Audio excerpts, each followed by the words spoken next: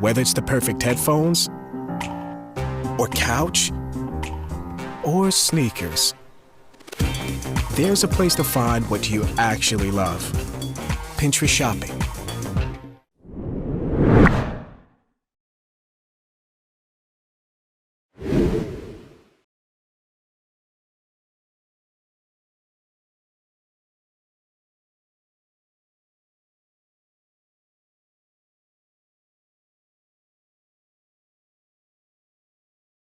Te diré que creo que no. Al final han sido diferentes, cada uno lo afrontas un poco con las herramientas que tienes en ese momento, pero no creo que sea el peor. Al final me parece que ahora hay más pasión o más gusto o más valor que nunca respecto a lo artesano, a lo como bien hecho, a lo que me gusta hacer a mí, lo que mi sector un poco, por lo que mi sector apuesta. Entonces, no, creo que en mi caso recuerdo como con más dolor o más sufrimiento el 2008, esa crisis. Sí que creo que fue como un poco algo que sesgó un montón en este sector, pero bueno, desde entonces creo que nos hemos reinventado cada uno como ha podido y para mí no es el peor momento este.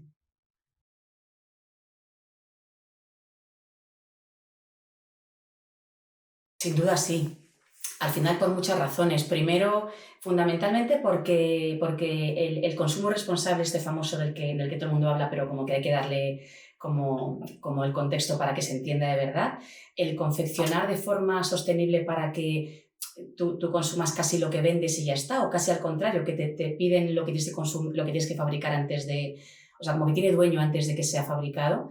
Eso hace que sea sostenible de por sí, porque no hay stocks, no hay productos que no sepas qué hacer con ellos, no estás obligado a hacer rebajas. Esta forma de trabajar como muy de autor y muy de tú a tú, para mí, que es un poco la costura tradicional de toda la vida, tiene todas esas ventajas. Tú al proveedor de tejidos le pides exactamente lo que necesitas, lo trabajas muy en cercanía de principio a fin y trabajas tú a tú con el cliente de forma que no sé, pues es primero que el cliente le da a la prenda el valor que creo que tiene y lo cuida casi de por vida y la prenda si es cuidada puede durar de por vida prácticamente y me parece que solo por eso esta forma de trabajar es una forma muy sostenible o sea que sí, quiero decir, creo que es momento bueno para la moda de autor primero porque creo que cada uno encuentra un poco su nicho en ella, o sea, el cliente sabe lo que busca en cada uno de nosotros y porque es la forma un poco de optimizar nuestra capacidad de trabajar.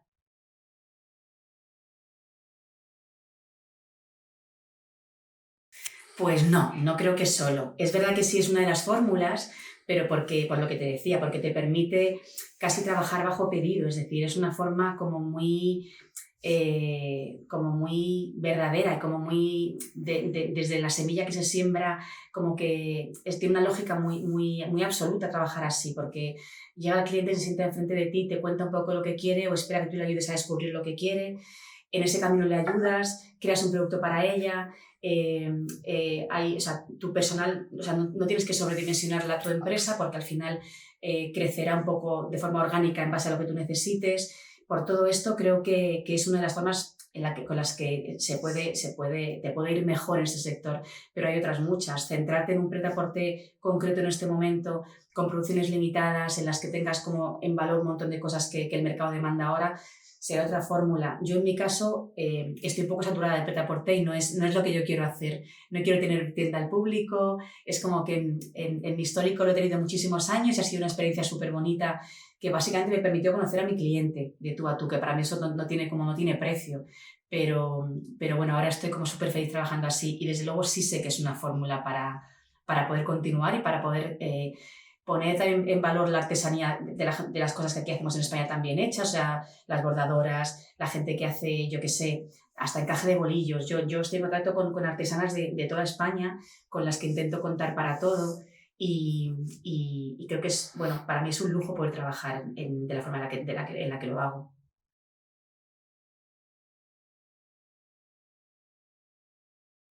Pues no sé si fue un error. Al final creo que es imposible no tener esa ambición. ¿Y por qué no iba a funcionar cuando fuera de España? Funcionaba, era un modelo que a priori no iba a ser complicado replicar.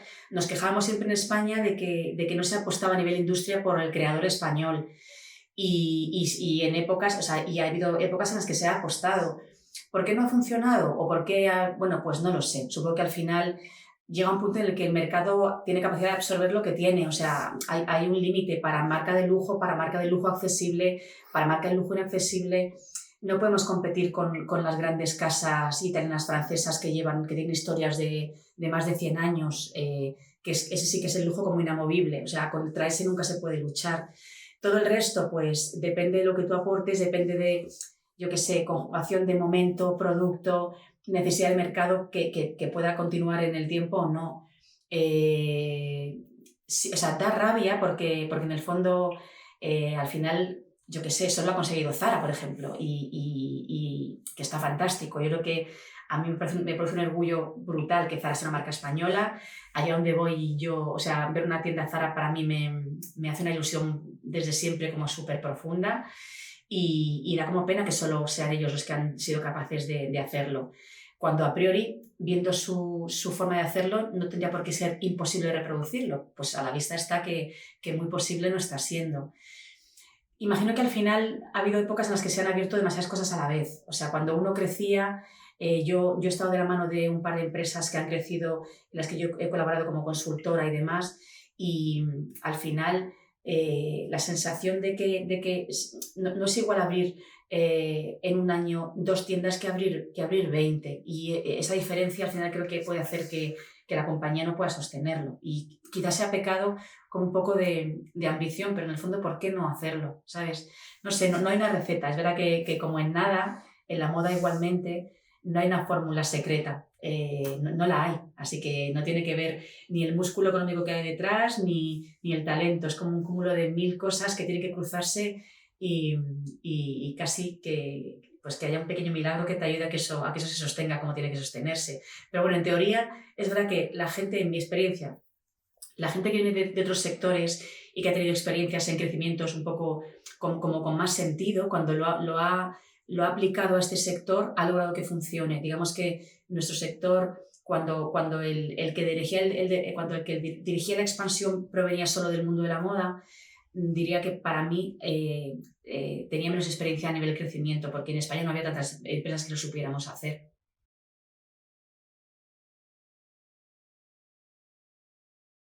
Pues, es una buena pregunta, porque no sé si falta cultura de moda. Sí que creo, España históricamente somos un país de artesanía, o sea, y hemos confeccionado toda la vida muy bien, grandes talleres, pequeños, medianos, o sea, que debería haber. Pero por alguna razón, incluso diseñadores con origen español han tenido que irse a triunfar fuera de nuestro país. Entonces, algo sí hay. Eso que como comentario me da mucha rabia, pero ese complejo español del que se habla, que a veces nos gusta más siempre una actriz si es de otro lugar o nos gusta más un diseñador si es de otro lugar.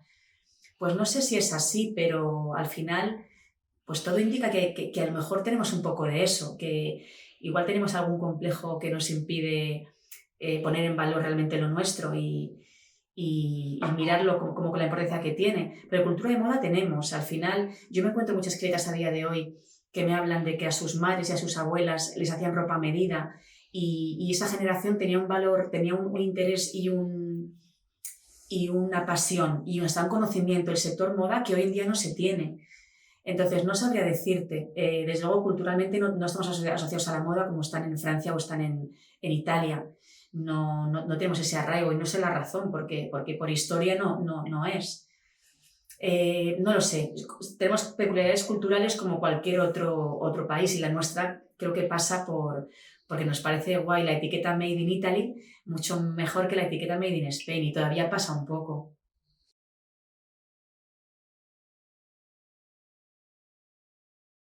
Pues yo creo que en el fondo no son fíjate, tan diferentes. Al final, sí, la tendencia está en la calle, esa es la realidad. O sea, digamos que los que tenemos como la capacidad o los ojos o el interés de fijarnos en ellas y cada uno rescatamos de la calle cosas diferentes. Además, es muy interesante entenderlo así, que lo que pasa es lo que pasa, pero cómo lo vemos cada uno es lo que nos hace tener una inspiración concreta. Pues creo que no ha cambiado tanto, porque desde hace años ya tenía un aire como muy de imagen, como muy de impacto, como muy digital. Recuerdo, yo que sé, las ferias en las que enseguida ya tú podías ir a ver tendencias de tejidos, tendencias de imagen y había una parte digital que en el resto de nuestro sector aún no existía. Creo que sigue estando en manos un poco de la gente que tiene talento para hacerlo. O sea, a nivel grandes, o sea, ferias de tendencias de moda, por ejemplo, o grandes empresas que captan tendencias para ponerlo luego a disposición de grandes marcas. Al final creo que el mecanismo es un poco parecido. Estos famosos, pues como, bueno, como el headhunter a nivel estético, ellos beben un poco de las fuentes de verdad de la calle, a nivel artístico, pero a nivel cotidiano, a nivel de una persona concreta como viste, cómo se corta el pelo o el color que tiene alguien, una corriente a nivel estético, pero que tiene que ver con escritura, con cultura, con pintura. Creo que eso, y me parece como bonito pensarlo así, es bastante, está como muy instaurado en el mundo entero y creo que históricamente ha sido muy parecido a cómo se sigue funcionando ahora, que lo que nos inspira al final es algo como que o te entra por los ojos o te eriza la piel, pero tiene ese punto de emoción, ¿sabes? Y las emociones al final creo que se transmiten un poco de la misma forma siempre. Ahora cada vez es más digital todo, la forma en la que tú accedes a esas tendencias. También me encanta que cada vez ahora convivan más a la vez, porque no hay una tendencia ultra clara, hay hueco para casi todo el rato y eso es fantástico. Pero bueno, en mi opinión diría que al final la forma en la que se captan y se cuentan no son tan diferentes.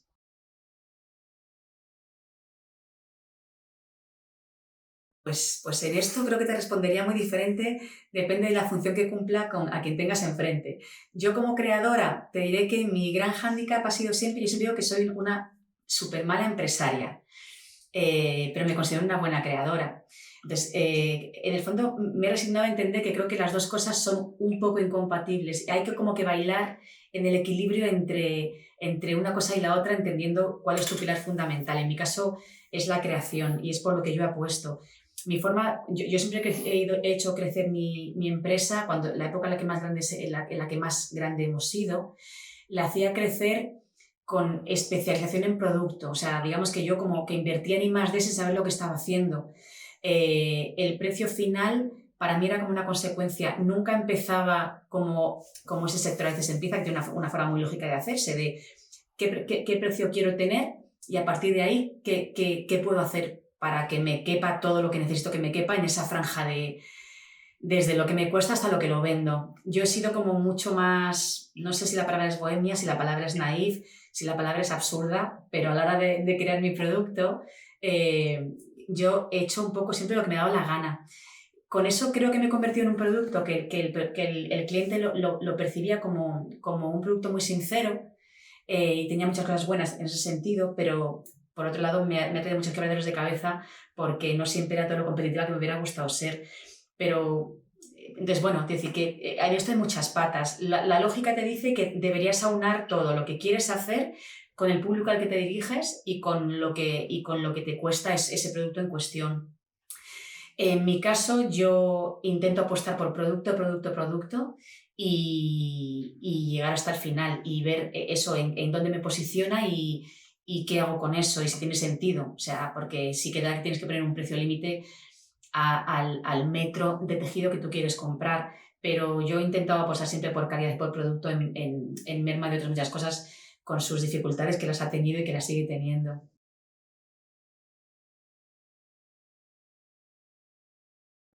Pues no sé si el mejor, uno de los importantes sí. Es verdad que al final hay una sensación ahora que a mí no me gusta especialmente, que a veces a las actrices o a quien está por las alfombras rojas, a veces casi como que se les escapa el que, pues me han puesto esto, es como si ellos no tuvieran ni capacidad de elegirlo, como mira tú por dónde, me resigno a ponerme lo que alguien me ha querido poner. Y eso creo que le quita un poco magia a la sensación de que el gran público piense que esa actriz ha vivido un día entre una atmósfera de super creación, lujo, algo como muy especial hecho para ella y como que ha tenido la suerte de que alguien le diseñado una cosa en exclusiva para ella. Creo que le dan un aire como un poco más casi de hay que ponerse así para la zona roja y así me pongo. Y eso como que creo que no beneficia un poco no sé, la magia que ese momento podía tener. No obstante, sigue siendo uno de los momentos bonitos y muchas actrices, muchos actores así lo viven.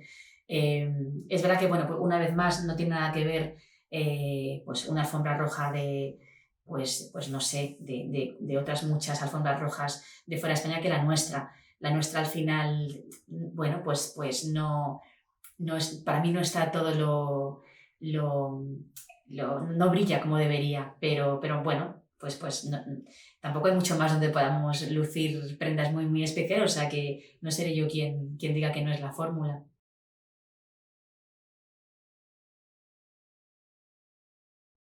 Pues las pasarelas siguen siendo muy importantes, en mi opinión. La forma de comunicarnos con el mundo o de asomarnos a él a través de lo que es la imagen pura ha hecho que tengan un poquito menos de importancia. No creo que estemos viviendo la época dorada de las pasarelas a ningún nivel. Eso sí que ni fuera de España ni dentro de España. Dentro de España igual todavía menos. Eh, Creo que la disputa un poco eterna que hubo entre Madrid y Barcelona, en lugar de haber hecho algo grande y con sentido, en el que hubiera cabido todo y hubiera tenido como una repercusión fuera de España mucho más importante. Esa disgregación que hubo y casi obligar a la prensa internacional a que eligiera si venía a un calendario o a otro, o incluso pisarnos a veces sin querer algunos días una pasada con otra, no nos hizo mucho bien en una época en la que nos hubiéramos posicionado de una forma muy seria en un calendario internacional. Pero bueno, más allá de eso, que tampoco tiene ahora mucha solución, ha habido épocas mucho mejores a nivel nacional de lo que ahora es, pero porque creo que a nivel internacional también las ha habido mucho mejores que ahora.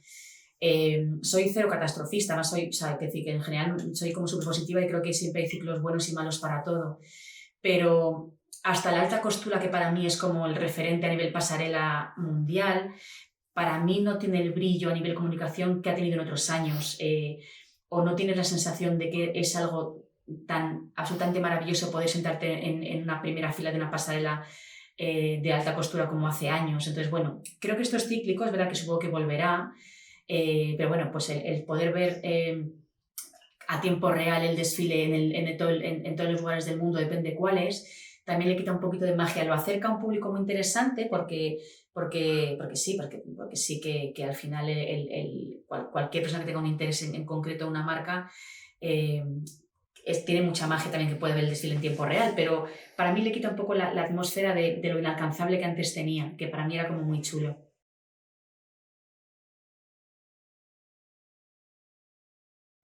Pues se diferencian muchas cosas. Para mí ha sido un reto súper interesante y he aprendido de mi profesión cuando a priori te parece que ya sabes tantas cosas que tampoco hay mucho más que aprender. He aprendido un montón. Diferencias grandes, pues para empezar, a nivel creativo, tú creas teniendo muy claro una pirámide de producto, que es una forma muy práctica de crear, pero es como que tienes las alas un poco atadas o las manos atadas o como lo quieras llamar. Es como en esas circunstancias el dar como un poco rienda suelta a la capacidad de crear es muy interesante porque en el fondo es para mí unas circunstancias que no son las más óptimas para poder crear. Entonces, tener que hacerlo así tiene su dificultad enorme, pero sus cosas buenas. Entender eso, pues tú sabías qué tipo de producto necesitabas y aunque crearas muchos más de los que te hacían falta, al final tu búsqueda entre tu propio producto diseñado era para cubrir unos huecos muy concretos. Eso yo nunca lo había hecho así, por ejemplo. Otras diferencias muy grandes, pues en general yo siempre estaba muy cerca. A la hora de diseñar tenía sentado enfrente de mí a la patronista, a mi lado a la modelista, o sea, había una cadena muy, muy unida y muy rápida de que todo tuviera sentido y de apoyarnos cada uno en el otro desde el minuto uno. Aquí generalmente tú tienes tu departamento de diseño en casa y tu departamento de modelaje de producción en China, en India. Entonces, esta es otra vez más una dificultad a la hora de comunicarte, de que se te entienda. Tienes que hacer unas fichas técnicas que tienen que ser tan exhaustivas, que piensas en el producto tanto antes de que exista, que en el fondo tienes como poca libertad para pensar, venga como tenga que venir, luego yo decido si es como me gusta. Hay como que anticipar muchas cosas y hay que hacer industrializar mucho el proceso de diseño. Para mí ha sido muy interesante dirigir equipos, entender cada creativo qué es lo que mejor hace y darle sentido para que tenga una cadena, un proceso que tenga sentido, sacando de cada uno lo que mejor sabe hacer. Pero ha sido muy diferente. Yo digamos que me alejé un poco más de la cuenta de lo que para mí, de lo que me gusta en mi profesión, que es al final lo más artesano. O sea, puedo mirar horas a la modista cosiendo, hilvanando, y en esta forma de trabajar te alejas un poco de esa verdad que tiene nuestro sector. Tiene otras verdades porque en el sector hay cabida para todo. Entonces ha sido muy interesante, pero hay cosas muy, muy diferentes. Y luego pues las cifras a las que manejas, la forma en la que, o sea, colecciones súper grandes, la forma en la que triplicas, haces por 5, por 6 los muestrarios, no sé, cosas muy diferentes. En el fondo es como muy interesante entender que no solo vas a producir de una prenda, ya no una, sino 70 unidades igual, no, es que vas a hacer, a lo mejor, no lo sé, 2.000 unidades igual de una prenda, y entonces entender también eso tiene una forma, o sea, es muy bonito porque llegas al mundo entero de verdad. Entonces, bueno, para mí ha sido muy guay el entender una forma de trabajar tan diferente, y en este caso en Ecovalve tan unida además a lo sostenible, es decir, al proceso inicial desde el minuto uno, que al final en nuestro sector a ti el tejido te viene dado, tú lo eliges y ya está. Aquí había como un -1, -2, -3, o sea, como por debajo de cero había una parte del proceso muy interesante que para mí ha sido lo más nuevo. Y en Intropia, pues también muy diferente. Hemos trabajado artesanía, pero también en lejanía, trabajando mucho con India. Y bueno, entenderte con otra cultura para hacer cosas a nivel artesanal es muy complicado, pero también muy bonito. Y los viajes inspiracionales en esas compañías son brutales porque lo son, porque haces viajes en los que solo tienes que dedicarte a ir a un mercado de Florencia, y entonces para mí ha sido como un gran lujo poder hacerlo así.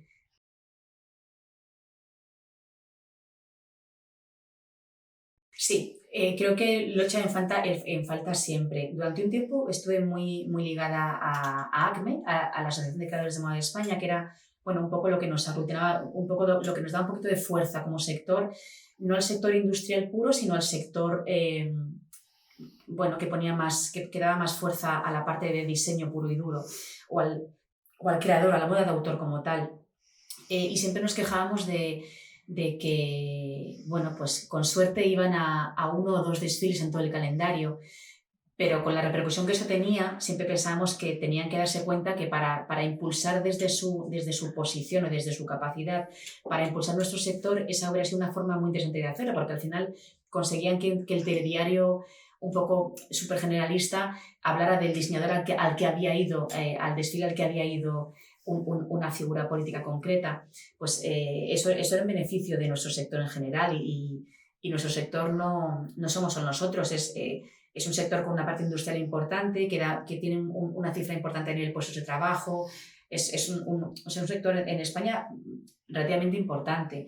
Y sí, nos parecía que nunca se nos dio la importancia que a una feria de novedades a nivel móviles o de turismo. O sea, al final se nos relegaba un poco a algo, no sé si más frívolo, o desde luego sí que menos trascendental. Y bueno, pues me parecía que era un error, y que si vamos por un camino en el que se nos mira con una seriedad diferente, creo que sería bueno para todos.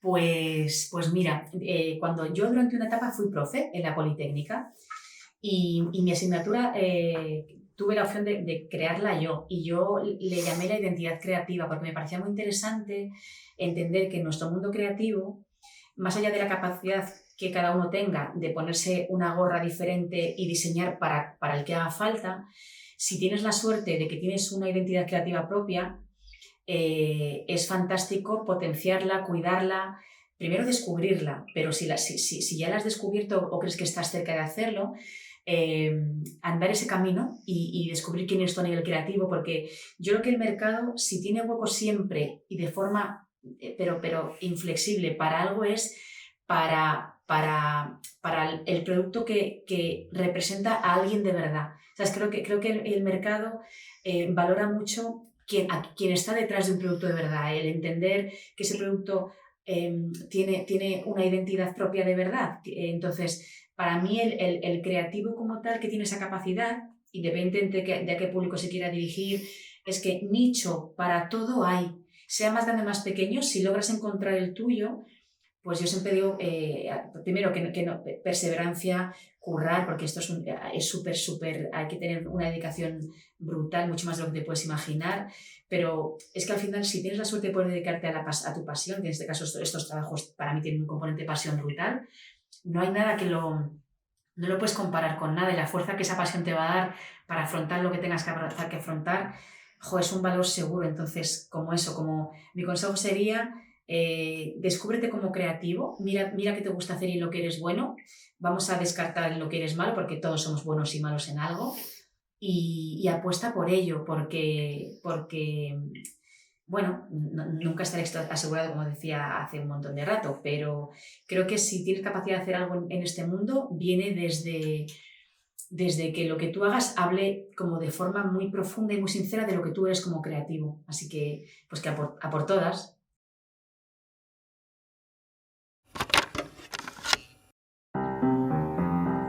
Whether it's the perfect headphones, or couch, or sneakers, there's a place to find what you actually love. Pinterest Shopping.